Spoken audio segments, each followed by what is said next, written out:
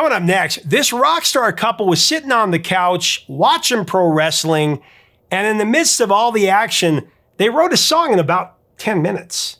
Now, granted, it was a silly song about a man from Mars eating cars and people, but it actually had very rapid-fire lyrics, kind of difficult to sing. Even so, the singer recorded it in just one take. Now, they planned to call the song Coca-Cola, but as you can imagine, Coke had some issues with that. And then there's the lyric that everyone swore was the singer dropping a crude F-bomb, but the lyric sheet listed it as the words finger popping. And this tune actually became the first song to hit #1 in its genre. Coming up, the story of an 80s classic. Hey music junkies, Professor of Rock, always here to celebrate the greatest artists and the greatest songs of all time. You know, if you learn more from a 3-minute record than you ever learned in school, you're gonna dig this channel. Make sure that you subscribe below by clicking on the red button. You can also get notified by checking the box. That way you always get the new interviews that come out. We also have a Patreon where we carry exclusive content there, including our new behind-the-scenes series, Professor of Rock Live. Make sure to click on that in the description to see that. The first commercially released rap single was King Tim III by the Fatback Band in 1979.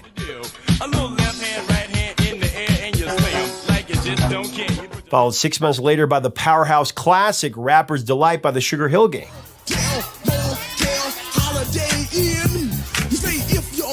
But the first commercially released single with rap vocals to reach #1 on the Billboard Hot 100 was actually a band that would be more recognized and categorized as new wave. It was Rapture by Blondie.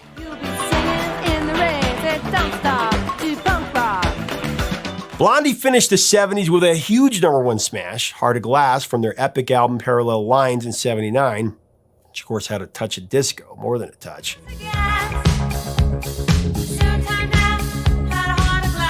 Then the band entered a new decade with the biggest hit of 1980, the biggest hit in the US for sure, Call Me, for the American Gigolo soundtrack.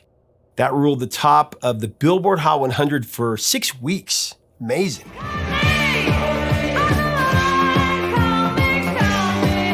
Yes, Blondie began the 80s as one of the hottest bands in the world, fronted by one of the most recognizable musical icons. It seemed that all they had to do was keep following that formula, so to speak. And the hits would just keep on coming. But the leaders of Blondie, Debbie Harry and Chris Stein, were restless with their obsession about the hip-hop music movement that titillated the New York City underground club scene. And they were eager to break boundaries by incorporating those exciting new sounds on their next album. Harry and Stein were not only collaborating on music, they were also cohabitating as a couple at that very time. They were living out of a loft apartment on 17th Street in Manhattan. The couple loved to partake of the city's club scene back in those days and really immerse themselves in the ever-changing landscape of art, music, and fashion. So exciting back in that time. In 78, they heard about the burgeoning rap scene that was developing in the Bronx, but they hadn't experienced it in person yet. While partaking of the city's nightlife, Harry and Stein struck up a friendship with a young artist named Freddie Braithwaite, better known on the streets as Fab Five Freddy, and expressed their curiosity to see what the rap shows were all about. So Freddie took them to a police athletic league rap event in the Bronx. At that time, rap was an anomaly, far from the mainstream. The venue they went to was a makeshift concert hall, jam-packed with people all over. On a small stage was a table, a turntable, and a mixer. The rappers, who were referred to as MCs, would come on stage one by one and rhyme lyrics to the beat of spinning records. There was, of course, a long line of people waiting to take their turn at the mic and grab the spotlight as an MC. It was all improvised and all very competitive. Keep on. Let's rock, y'all. Non-stop, y'all. Let's rock, y'all. Non-stop, y'all.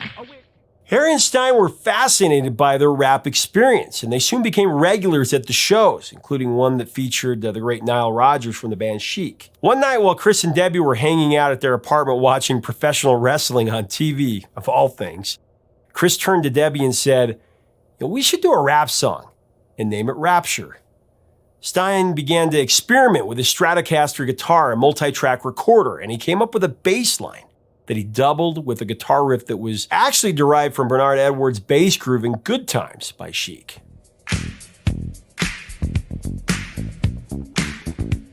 So from there, Harry and Stein put pen to paper to come up with lyrics that captured the writhing, massive humanity of a rap show in the Bronx, with the bodies pressed together, dancing wall to wall, toe to toe.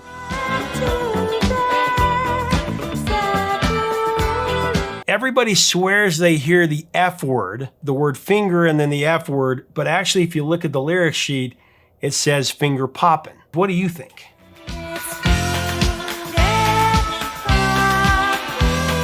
Chris Stein was a big fan of old sci-fi B-movies. He had a lot of fun creating bizarre lyrics of a man from Mars on a ravenous rampage through the streets of New York. Man to man, that's toe to toe. Don't move too slow, 'cause the man from Mars is through. Devouring innocent partiers, eating cars, bars, even guitars.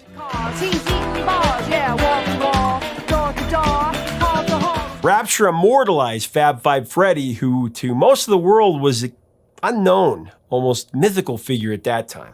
Fab Five Freddy told me everybody's slide, DJ spinning, I said in my mind. However, in New York's downtown underground, Freddy was revered as a trailblazer, bridging the downtown no-wave art scene with the uptown rap scene. As a teenager, Freddy became a member of the Brooklyn-based graffiti group, the Fabulous Five. They established notoriety by painting graffiti art on New York City subways, leading to a display at the prestigious Galleria La Medusa in Rome, Italy. In late 1980, Freddy was cast in the film New York Beat, also featured an appearance by Debbie Harry.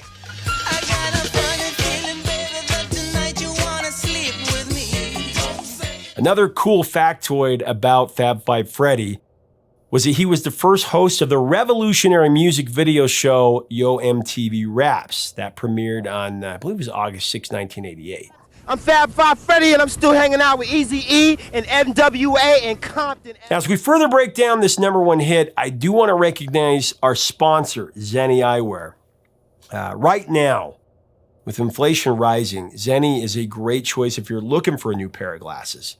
You can get over 1,100 different designs for just $6.95, and you can't beat that. Go to Zenni.com to custom design your own pair today.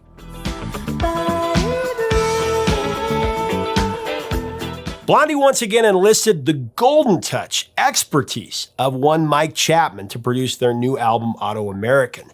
The band called Chapman their George Martin after he produced their previous two records, Eat to the Beat and Parallel Lines, that both sold in the millions. Debbie Harry in particular was impressed with Mike Chapman's intense work ethic and his vigilance for perfection. Chapman insisted the band record Auto American in LA, feeling that a move to the West Coast would invigorate the recording process. So Blondie went to LA to record Auto American as a sextet led by Debbie Harry and Chris Stein, aforementioned, along with Clem Burke, Jimmy Delstry, Frank Infante, and Nigel Harrison.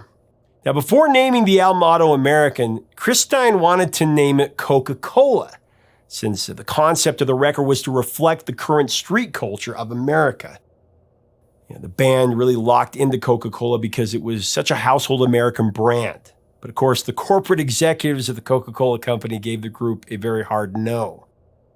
The first step in recording Rapture was creating the instrumental track, which was full of musical layers. Now, it was decided that the music should be a combination of the rap events that Harry and Stein experienced in the Bronx and a chic-inspired disco vibe.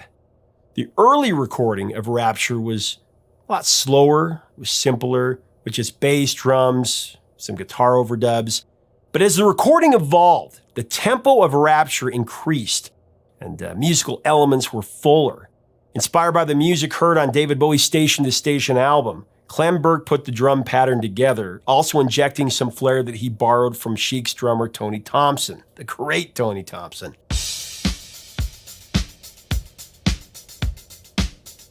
At some point, Jimmy Delstry discovered a set of tubular concert bells that were tucked away in the back of the studio. And Jimmy added the bells to the mix, really gave Rapture a very cool, haunting, ethereal undertone.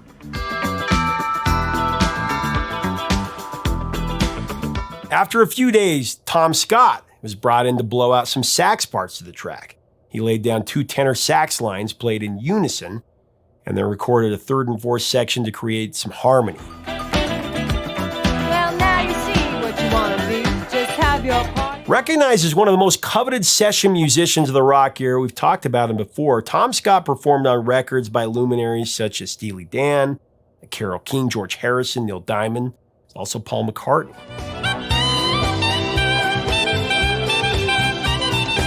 Scott was also a member of the original Blues Brothers with Dan Aykroyd and John Belushi, and he even composed the theme song for the 70s TV crime dramas Streets of San Francisco, and also Starsky and Hutch.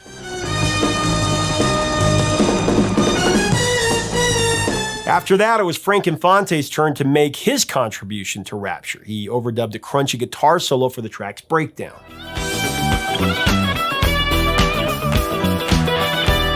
Now, Mike Chapman had an instrumental track for Rapture that was over 6 minutes long, and he set it up for Debbie Harry's vocals. Now, Debbie sang the chorus, the main verses in her seductive, angelic style, but it only covered half of the track.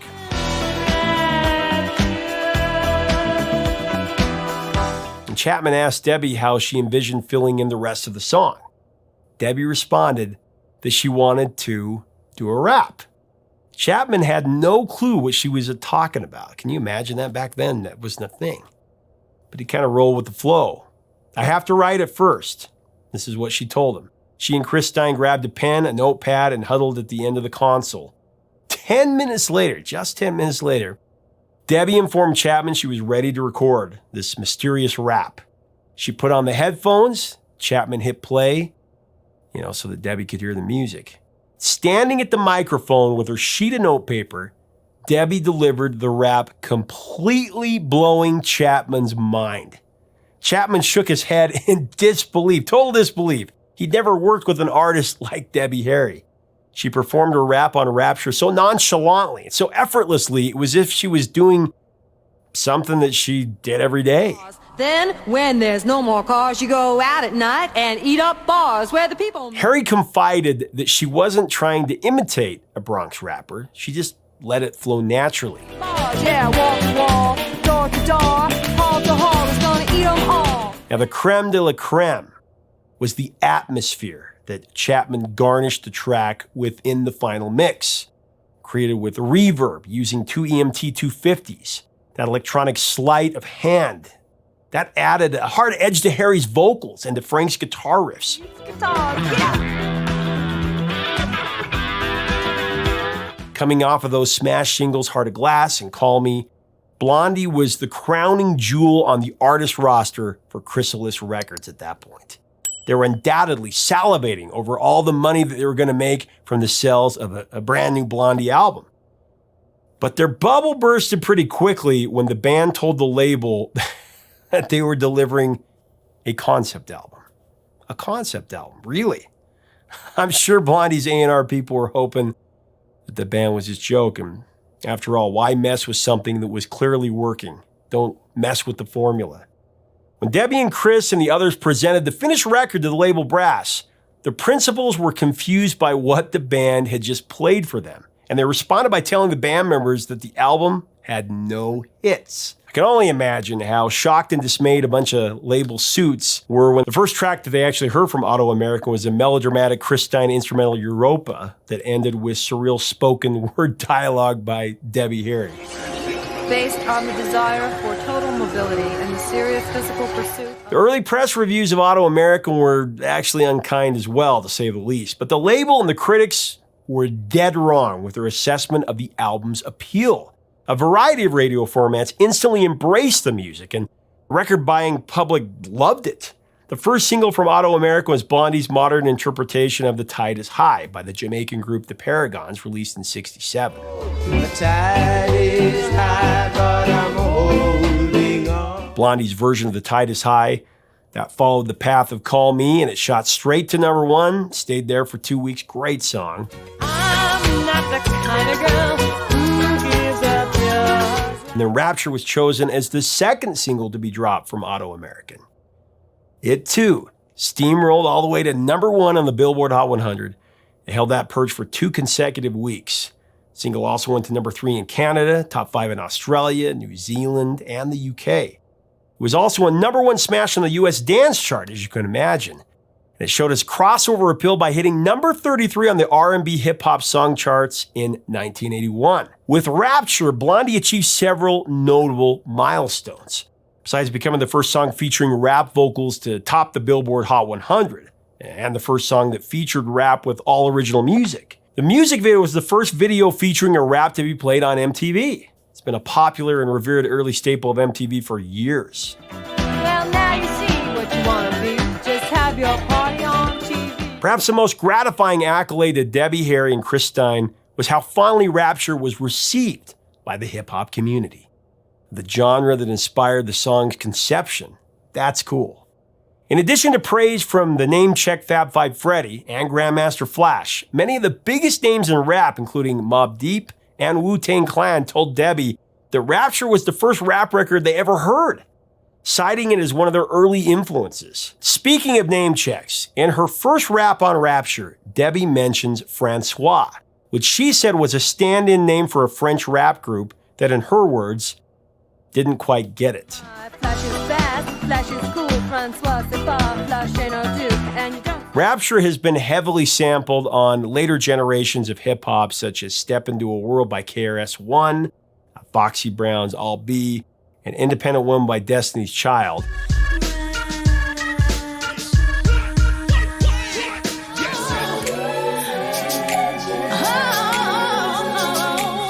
Alicia Keys remade the song for the soundtrack of Sex and the City 2, and Erasure recorded a version with Vince Clarke delivering the rap instead of lead vocalist Andy Bell. Very interesting recording there.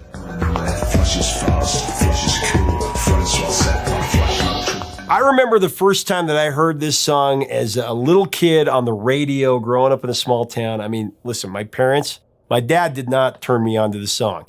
This was not on my parents' radar. I heard it on the American Top 40 Countdown with Casey Kasem. It was so different from anything I'd ever heard on the car radio at that point. I mean, I was transfixed by its ethereal ambiance and its wonder. It's so nonchalant vocally and lyrically, but combined with the music, it's just otherworldly and strangely satisfying. I remember as a young lad too, I just misunderstood that the Blondie was the name of the band. And from seeing the music videos and the album covers, I just thought that Deborah Harry's name was Blondie, that she was Blondie. I think I thought that till I was like 10 or 11. Things we misunderstand as children.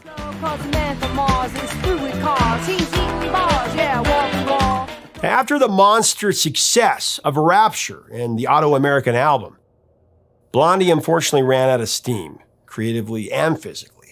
The band was burned out from years of constant touring and recording with no time away from that grind. It's been well documented that the band members were all suffering the effects of heavy drug use. But the lack of decompression and no artist management and an overly demanding record deal, that likely fueled their dependence on stimulants. In 1982, Blondie released their 6th album, The Hunter, and they encountered something that they were not accustomed to. A commercial flop. Even the production magic of Mike Chapman couldn't save what was really a forgettable, uninspired record. The group disbanded shortly after the release of The Hunter, and they didn't get back together until 1999. That's when they made their 7th studio album, No Exit, that included the international hit Maria. Now, Maria was a triumphant return to number 1 for Blondie in the UK and Greece, Poland, Spain, and Scotland. In America, the single was a hit at Adult Contemporary. It peaked at number 14. And it was a big sensation at the clubs where it rose to number 3 on the dance singles chart.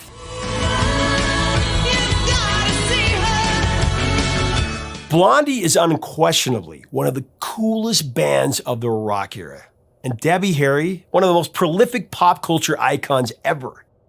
Debbie and her dear friend and collaborator Chris Stein, they were an amazing team. They still are.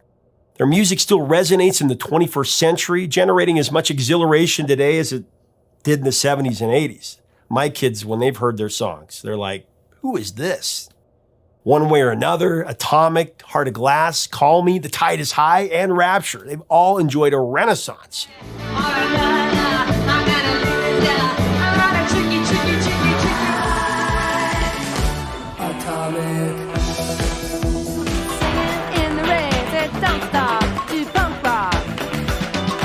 I mean, the discovery of new generations of fans that are hypnotized by a band that were masters of hook-laden pop ditties that came out of left field with bizarre originality that always hit pay dirt. It's hard to think of many bands that have combined all of those qualities so seamlessly. There will never be another Blondie, that's for sure.